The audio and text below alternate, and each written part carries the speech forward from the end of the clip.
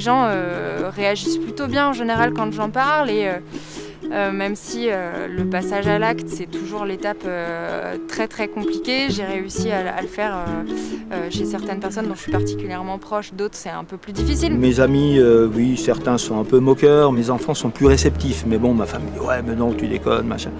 Bon, je pense que petit à petit ça va lui venir aussi, quoi. C'est une moquerie qui au fond, je crois que dans leur deuxième réflexion c'est de dire mais après tout c'est peut-être pas si con que ça, quoi. Un petit étonnement pour certains. Parce que, ah bon, il y a des façons de faire, alors ça existe. Et donc il y a un peu de curiosité aussi. J'ai même eu plusieurs témoignages autour de moi. Ah mais ça fait longtemps que je veux passer, que je veux changer. Et ben je l'ai fait. Je l'ai fait parce que tu as rajouté encore une petite couche et ça m'a permis de. C'est plutôt valorisant pour moi. C'est plutôt valorisant parce que je suis obligé de défendre la chose. Les amis sont toujours plutôt admiratifs et plutôt étonnés que de voir comment on peut s'engager là-dedans et que ça fonctionne. Dans mon entourage proche, les gens ont adhéré, quoi. Et bon, le meilleur exemple, c'est mes enfants, mais c'est facile, bien sûr, avec ses enfants. Globalement, plutôt de la bienveillance. Enfin, tout le monde dans mon entourage, on a à peu près la même façon de penser, la même façon de voir les choses. Donc, ils sont plutôt fiers de mon engagement. Dans ma famille, par contre, ils me regardent et ils me disent c'est bien, mais ils ne bougent pas d'un pouce. Je pense que je l'aurais fait dans tous les cas, mais j'ai eu aussi ce petit coup de pouce de je passe à l'acte maintenant parce qu'il y avait un projet qui m'intéressait particulièrement. Je me suis dit c'est le moment de le faire. Je ne savais pas que ça existait.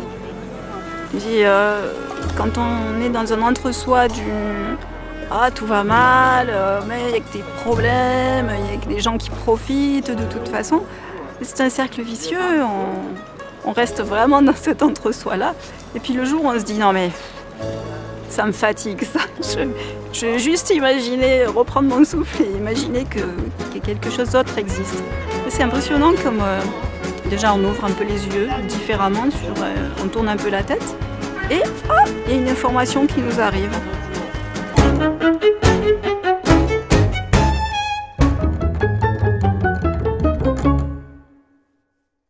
J'ai décidé de mettre mes pépettes au service du concret, l'énergie. J'ai acheté 3 parts, donc c'est un début. J'ai décidé d'utiliser mon épargne autrement et de la diriger vers des projets à impact positif. J'ai voulu apporter ma petite pierre à l'édifice. Je me passionne pour mon boulot depuis 15 ans. Tout est une question de respect. Respecter l'environnement, respecter les fournisseurs, les salariés, les clients. Le magasin est adhérent. Moi, personnellement, je suis adhérent. C'est quelque chose qui m'enthousiasme beaucoup, donc j'ai plaisir à partager et à inciter les clients ou les voisins à participer au truc. J'ai décidé de m'investir dans l'énergie partagée parce qu'il me semble que c'est le moyen d'agir le plus concret aujourd'hui dans le spectre des énergies renouvelables. Quand j'ai été étudiant, j'ai commencé par 200 ou 300 euros. Et aujourd'hui, j'en suis à un peu plus de 1000 euros. Donc de façon régulière, je remets un peu d'argent au pot. J'ai trouvé que l'actionnariat dans l'économie sociale et solidaire faisait sens. Si tu vas voir ton banquier, il a plein de trucs à te proposer, plus jolis, moins défiscalisables, je sais pas quoi, etc. Quand on dit j'ai réfléchi un peu et j'ai posé mon argent, pas la totalité, mais une partie sur des choses qui font sens, il y a plein de gens qui sont preneurs, surtout par rapport à la défiance de la finance. Tu sais, c'est normal. Quand tu te dis j'ai regardé et je me suis dit ça peut faire sens sans prendre un risque majeur sur l'argent, les gens ils sont preneurs. Quand j'allume mes lumières, c'est pas du nucléaire, c'est pas du fossile, c'est du renouvelable. Mais j'ai voulu aller plus loin. J'ai voulu aussi contribuer au fait qu'il y ait plus de production d'énergie renouvelable. Et donc j'ai investi dans Énergie Partagée, qui est un fonds qui justement prend du capital dans des projets de production d'énergie renouvelable. Je mets un peu tous les ans un peu Enercoop en part sociale, Énergie Partagée donc en action, et puis la nef. Et donc j'ai dû mettre peut-être pas loin de 10 000 euros. C'est de faire aussi pour les autres et non plus que pour moi. De participer à ce réseau qui est très fédérateur au niveau national et d'apporter ma petite contribution. J'ai modestement investi dans Énergie Partagée. Je trouve l'idée top. Voilà. Pour moi, il faut que ça se développe de plus en plus, à tout niveau. J'ai décidé de m'y engager à 100%.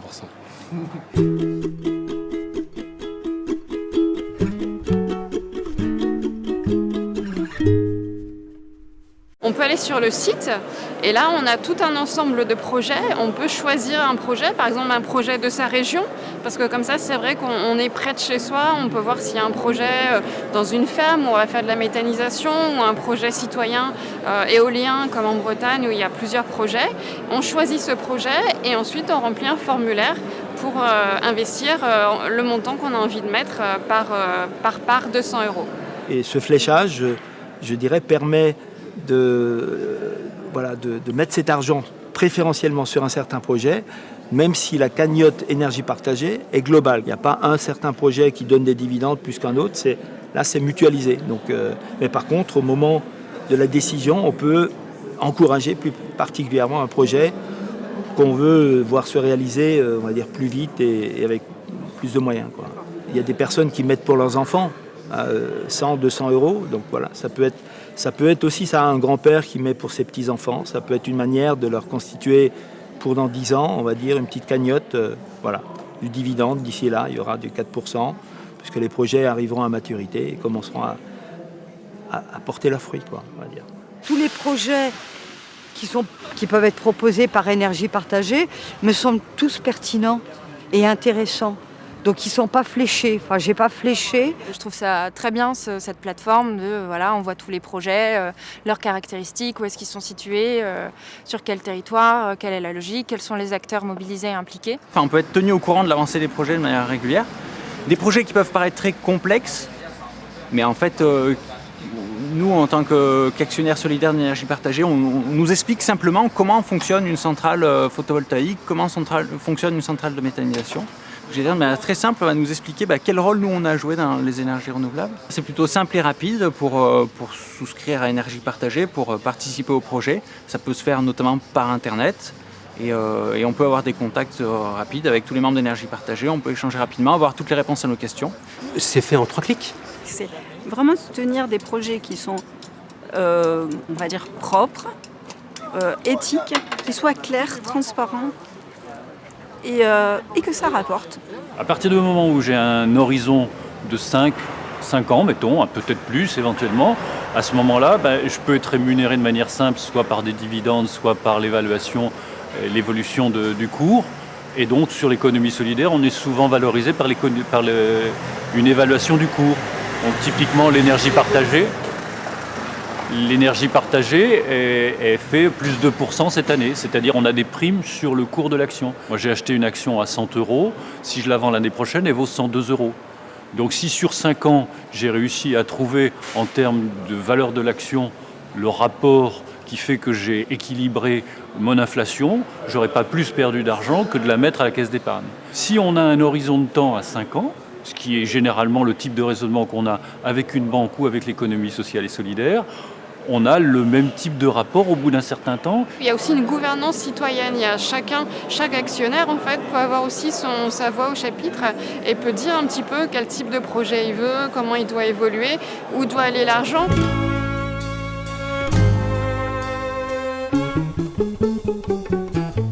Il y a beaucoup de gens qui disent moi je gagnerai jamais de sous avec ça. C'est pas vrai, on n'en gagne pas plus, pas moins, mais on le gagne à un endroit qui fait sens. Voilà. On se dit, économiquement, c'est durable, c'est fiable, c'est pérennisé. On peut songer à faire une vraie part à notre épargne pour faire ce genre de placement. Parce que c'est absolument pas anodin financièrement, ça peut nous rapporter. On estime à peu près à 4% le taux d'intérêt qu'on peut avoir avec ces actions sur le long terme. Et actuellement, les placements en livret A, c'est 0,75%. Donc on est capable, avec l'énergie, de proposer des placements plus intéressants. Quand on voit qu'on a des garanties d'achat pendant 20 ans, par exemple, quelle est l'entreprise, dans quel secteur ? Y a-t-il une garantie on va pouvoir avoir son client qui va payer pendant 20 ans ? Globalement, aujourd'hui, on sait qu'un projet photovoltaïque dans le sud de la France, en 13 ans, il va être rentable. Du côté de Lyon, en 15-16 ans, il va être rentable. Et du côté de Paris, ça va plutôt être autour des 20 ans. La durée de vie des panneaux solaires, aujourd'hui, on l'estime à 40-50 ans. Donc ça veut dire que même sur Paris, autant dire qu'on a un temps pas formidable. voilà, si on monte un projet, on sait qu'en 20 ans il est rentable et puis pendant 20 ans il va encore produire de l'énergie gratuite. Il y a eu une revalorisation des actions dernièrement et qui a permis du coup en fait par l'argent généré par les projets de production d'énergie renouvelable de rétribuer en quelque sorte les actionnaires. Voilà. Donc c'est une petite somme, c'est symbolique, mais simplement ça montre que le modèle énergie partagée fonctionne et que le projet fonctionne.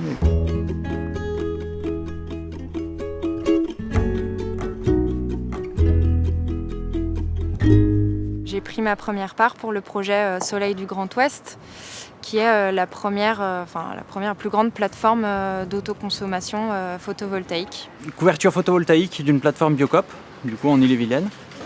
Et donc c'est un projet qui a été monté avec Énergie Partagée en partenariat avec Biocop. Du coup j'ai pris des actions au sein d'Énergie Partagée pour ce projet-là, pour soutenir ce projet-là. C'est le fait d'avoir travaillé pour le réseau Biocop précédemment, et du coup d'avoir un lien avec Biocop, et puis aussi le fait de...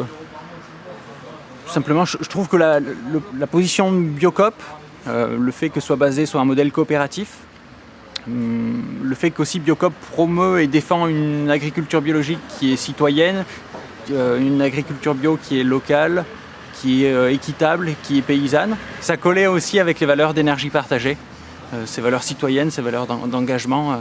J'ai pas pu le voir physiquement. Par contre, virtuellement, par le site internet Énergie Partagée, par les différentes actus sur le projet, on est tenu au courant en fait de l'avancée du projet au fil du temps. Et puis sur ce projet-là en particulier, on avait la possibilité, en souscrivant à un certain nombre de parts, d'adopter un panneau solaire. Alors là aussi, c'est symbolique, mais voilà, ça permet de prendre un peu plus part au projet. Et, voilà. Je participe, là où j'habite, à une centrale villageoise.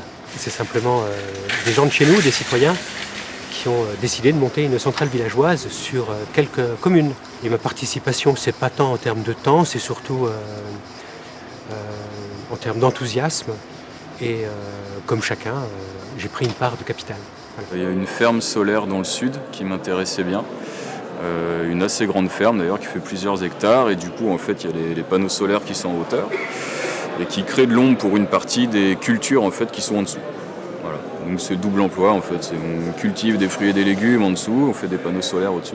C'est basé en Languedoc-Roussillon où c'est plein cagnard, donc voilà, autant s'en servir. Quoi. J'avais fléché mon épargne sur un projet bois énergie.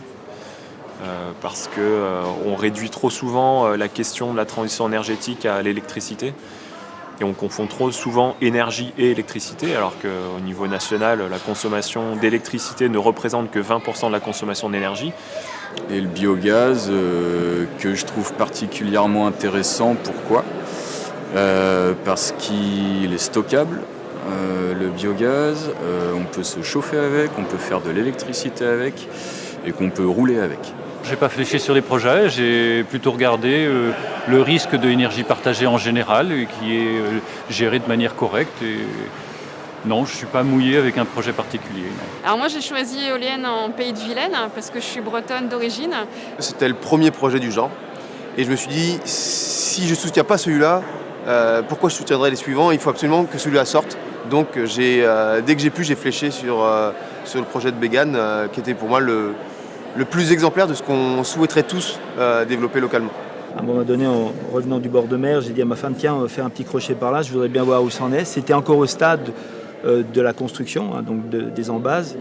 Et par contre, pour le trouver, donc Bégane, très petit village en Bretagne, je m'attendais à trouver au niveau de la place de la mairie un panneau indiquant où c'était, etc. Rien du tout. Donc je suis allé chez la première commerçante qui était à côté. Je dis, madame, pourriez-vous m'indiquer où c'est ? Ah, ben monsieur, absolument. Avec mon mari, nous y allons régulièrement. Donc j'ai dit, madame, tel que vous parlez, vous êtes certainement actionnaire. Eh bien oui, monsieur. Donc elle était contente. Moi, j'étais content d'avoir trouvé une vraie citoyenne qui en parlait. Ça fait plaisir de sentir cette implication et ces réalisations vivantes, quoi.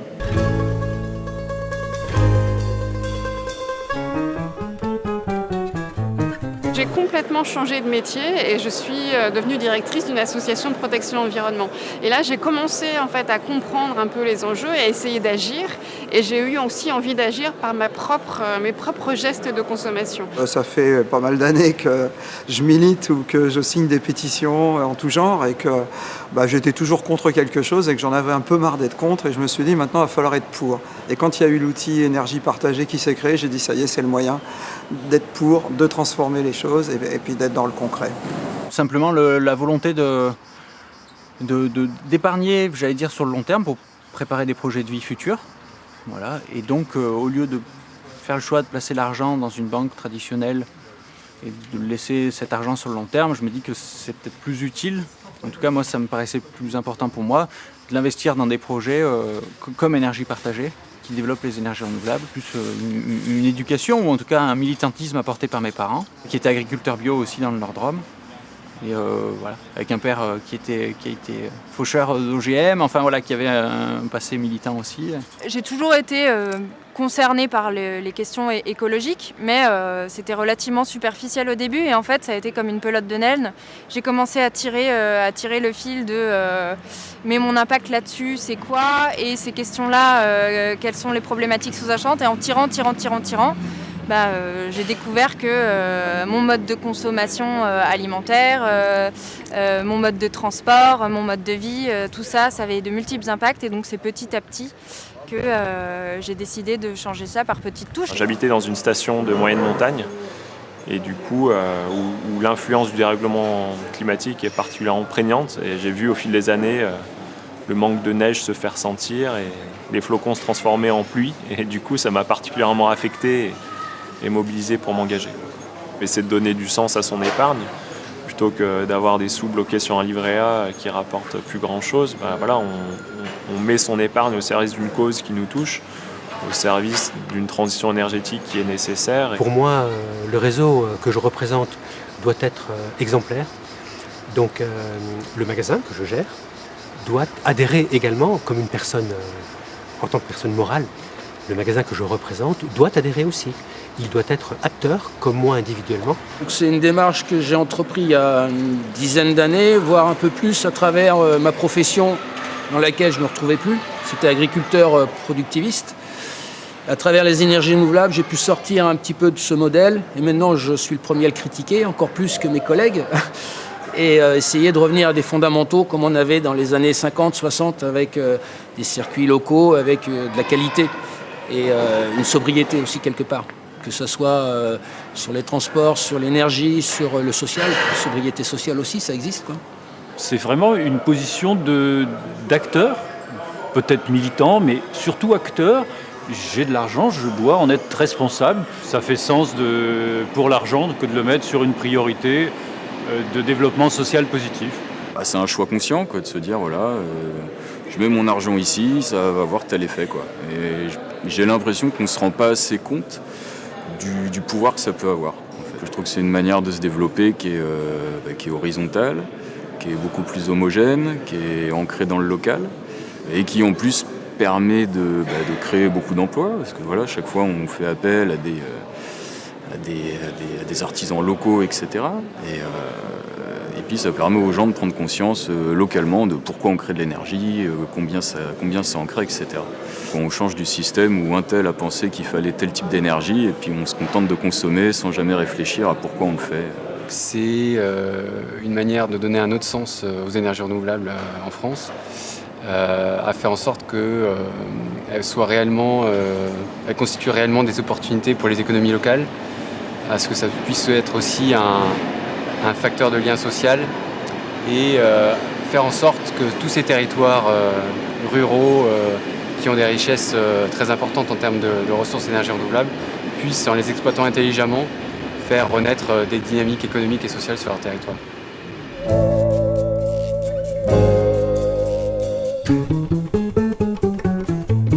Ça satisfait mon besoin de responsabilité. C'est très cohérent avec l'idée que je poursuis, le discours que j'ai avec mes proches, et mes amis, ma famille. Et puis c'est important de faire par l'exemple.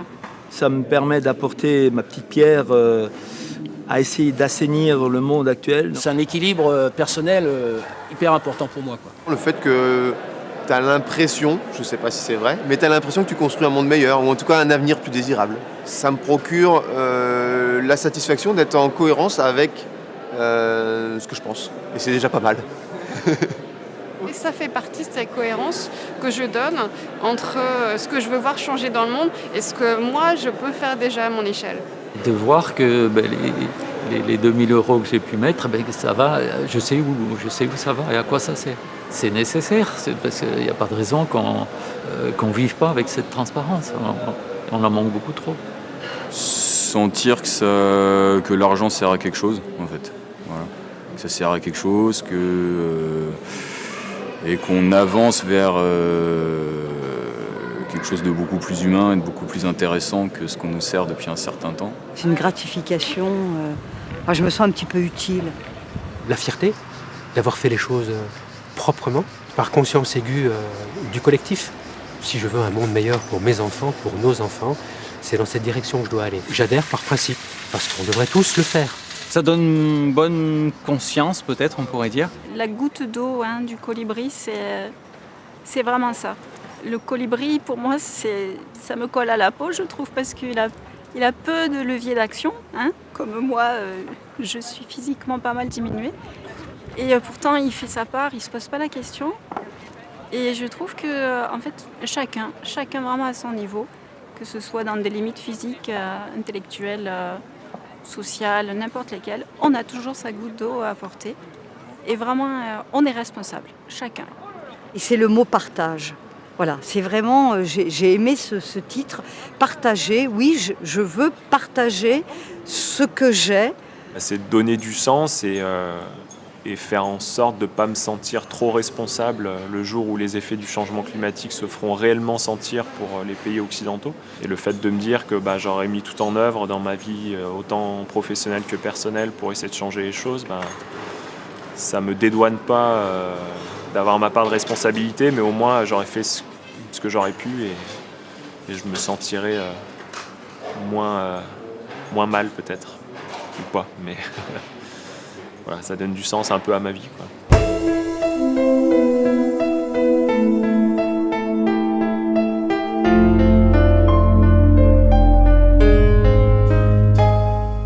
C'est le discours creux, c'est les dénonciations, c'est les gens qui gueulent mais qui font rien. J'avoue que ça me hérisse. En matière de production d'énergie renouvelable, surtout dans l'éolien, les revenus s'en vont et quittent le territoire. Ça, c'est pas normal. C'est qu'on a l'impression d'être jamais entendu, qu'on est toujours un peu largué, toujours loin derrière les autres. Quand on voit nos voisins allemands, portugais, espagnols, danois, on a l'impression qu'on a des gouvernants, des décideurs qui sont sourds pour le moins. Il y a eu Fukushima, Tchernobyl, qui ont fait que, oui, il faut peut-être essayer de prendre un peu de distance par rapport au nucléaire qui, même s'il met des mégawattheures à profusion facile, on va dire que c'est une force telle que l'humain ne maîtrise plus. L'argent est malheureusement utilisé au plan national, au plan international, encore beaucoup trop pour piller la planète, pour aider à la spoliation des énergies fossiles, pour développer une énergie hyper dangereuse qui est le nucléaire. Des milliards sont investis tous les ans, des dizaines de milliards, des centaines de milliards sur toute la planète pour bousiller cette planète. C'est tellement simple d'en investir peut-être même une toute petite partie, mais pour justement la préserver, cette planète. C'est qu'aujourd'hui, dans notre société, dans le monde tel qu'il est, on cherche d'abord la rentabilité quand on investit dans des projets, peu importe le prix, j'allais dire humain, le prix environnemental de l'investissement. On cherche d'abord du profit. Et je pense que ça, pour le coup, c'est néfaste pour l'homme, c'est néfaste pour la planète. Et qu'il est temps de réfléchir à comment utiliser l'argent différemment et pour des projets plus intéressants pour la société. Par un mécanisme de je vois pas ce qui se passe et il y a plein d'intermédiaires et du coup en fait ça me coupe totalement des impacts de mes actions, je finance des gros projets extrêmement pollueurs, à impact social extrêmement négatif dans d'autres pays où il y a déjà des difficultés sociales, de grande pauvreté et moi j'ai pas envie de ça donc je trouve ça beaucoup plus intéressant de limiter ma rémunération mais en finançant des projets auxquels je crois dans mon territoire et qui n'auront pas d'impact négatif à côté. Les principales banques dans lesquelles on peut placer notre argent, techniquement on ne sait absolument pas à quoi ça sert. Il y a une opacité totale de l'utilisation des fonds. Et pourquoi en fait ? Pourquoi c'est opaque ? Pourquoi il n'y a pas d'information dessus ? Quand on n'a rien à cacher, c'est pas opaque. Techniquement, ça peut très bien financer des guerres, ça peut très bien financer des mauvaises opérations.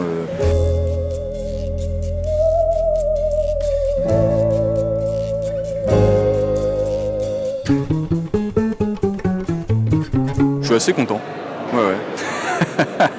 Je me sens plus en cohérence et je me sens plus éveillée en fait à mon environnement, à ce qui m'entoure, aux gens qui m'entourent aussi. C'est avant tout une prise de conscience déjà de son propre impact qu'on peut avoir sur la société en tant que, citoyen. Ça fait plaisir de sentir cette implication et ces réalisations vivantes, quoi. Même à son propre niveau, on sait qu'on met 100 €, 200, 300, on sait que ça sert à quelque chose, quoi.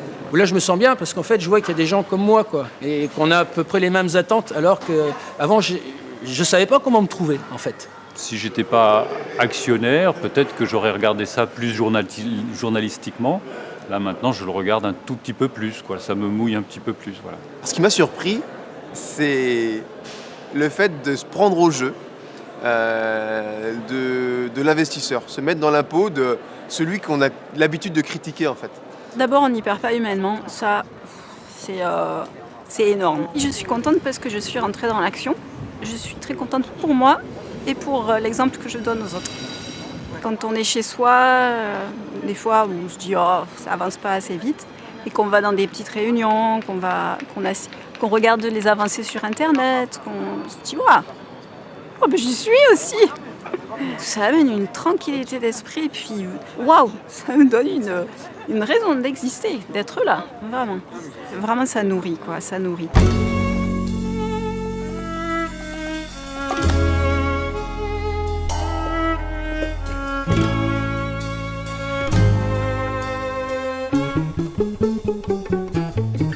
Je vois que des gens commencent à ouvrir l'oreille, commencent à prêter attention. Ils pensent souvent à moi, mais dans des situations incongrues, c'est-à-dire que quand ils vont voir un déchet dans la nature et on se dit Augustin l'aurait ramassé ou il y a un robinet qui fuit, ils pensent à moi dans des situations où je n'aurais pas forcément imaginé qu'ils pensent à moi dans ces contextes-là, mais souvent ils m'appellent pour me dire tel déchet on le met dans la poubelle jaune ou dans la poubelle grise.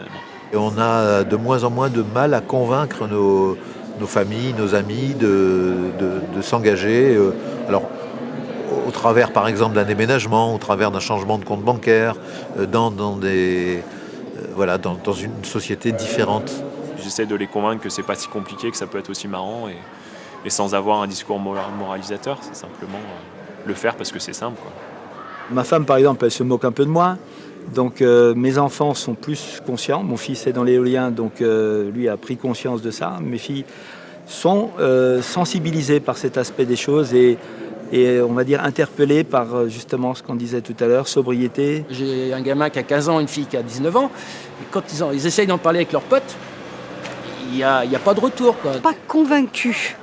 Ça va être dans les assurances-vie ou même des projets offshore d'éoliennes, mais auxquels il y en a, il a carrément perdu son fric là-dedans. Je ne vais pas le plaindre, mais je lui dis c'est dommage, parce que tu vois, tu m'aurais demandé, moi au niveau de la transition écologique, j'aurais pu te dire...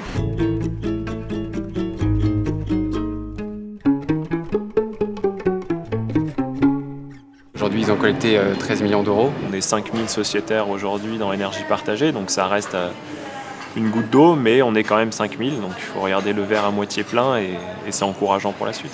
Le fait de mettre nos gouttes d'eau ensemble, on arrive à sortir des projets intéressants et de faire prendre conscience à nos concitoyens qu'il y a des modèles possibles de changer sans pour autant se retrouver au Moyen-Âge, comme la plupart des détracteurs nous disent, quoi. Ça permet d'aller vers d'autres et puis de donner envie et de prouver que c'est pas de l'utopie, c'est pas des on-dit.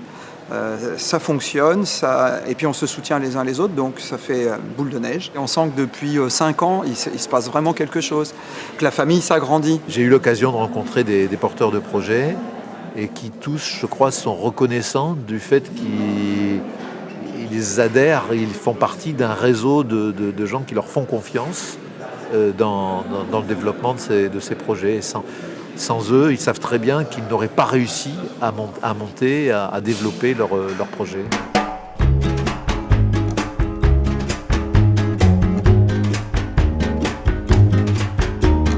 On est quand même nombreux à avoir un petit peu d'argent de côté. Mettons cet argent à disposition de ceux qui sont prêts à développer des projets d'énergie renouvelable.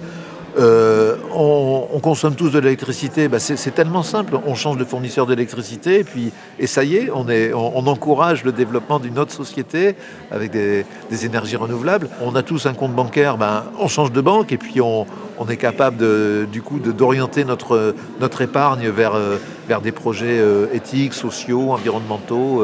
Moi je pense que l'économie sociale solidaire aujourd'hui c'est moins d'1%.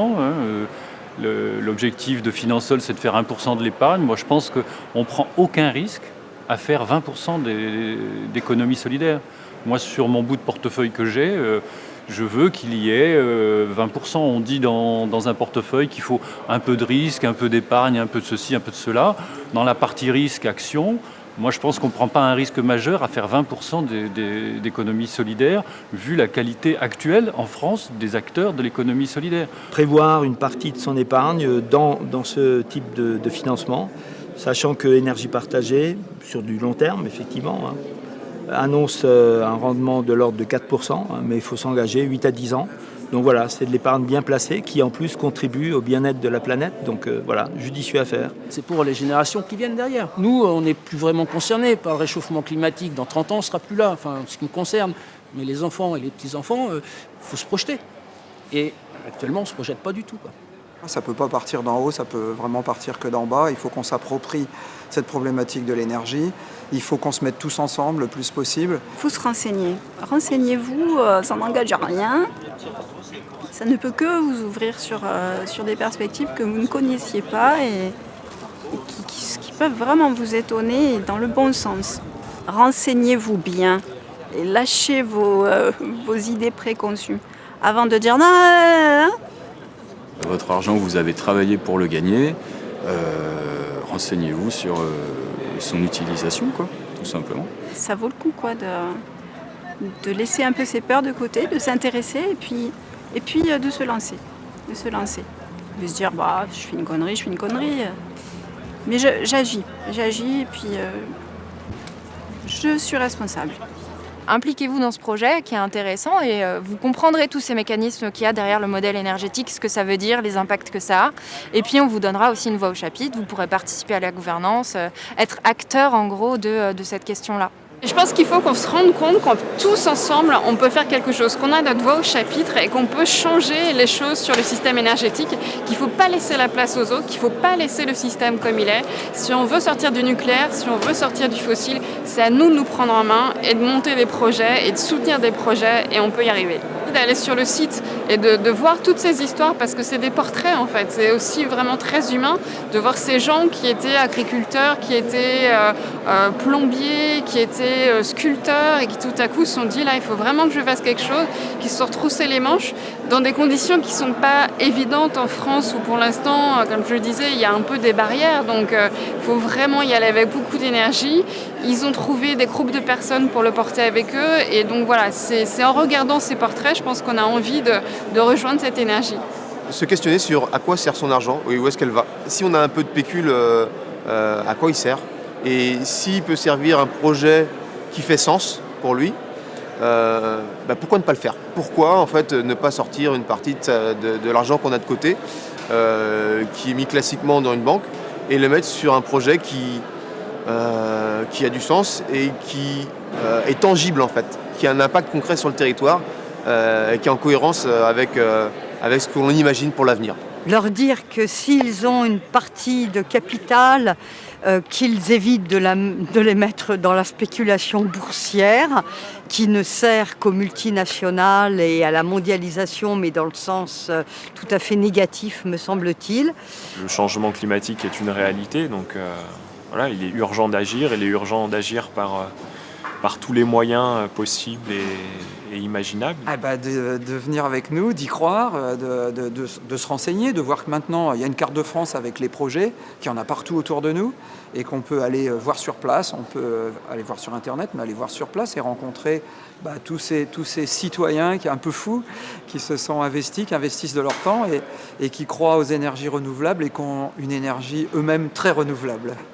Je pense que le risque n'est pas obligatoirement majeur à faire des choses qui portent un sens quant à l'utilisation de l'argent. Voilà. J'ai envie de dupliquer ça sur d'autres projets. Réinvestir sur de nouveaux projets qui, de nouveau, me créeront un coup de cœur en fait. Je compte bien continuer. Tiens, cette année, j'ai un petit excédent. Donc je rachèterai une part, et puis une deuxième, et puis une troisième. Voilà. Ça m'a progressivement amené à vouloir faire moi-même mon projet. Comme je vais avoir du temps, parce que je vais bientôt à la retraite, peut-être plus m'investir physiquement pour diffuser cette parole, de faire connaître ce qu'est énergie partagée, ce qu'est la nef, ce qu'est Enercop ou Clair, pour que les gens y réfléchissent et peut-être s'investissent. J'ai quand même l'impression que c'est par la pratique qu'on convainc le plus en fait. C'est dire, voilà, le champ de panneaux solaires il est là, il fonctionne, il produit tant. Voilà. On commence petit à petit c'est possible. Ce qui est étonnant, c'est la réussite de ce projet de développement des énergies renouvelables, qui ne part pas d'en haut, c'est surtout la volonté citoyenne, le fait que certains ont monté ces coopératives, il y a 10 ans, 20 ans, 30 ans pour certaines, mais qui aujourd'hui connaissent vraiment un développement qu'on n'avait jamais connu dans les années précédentes.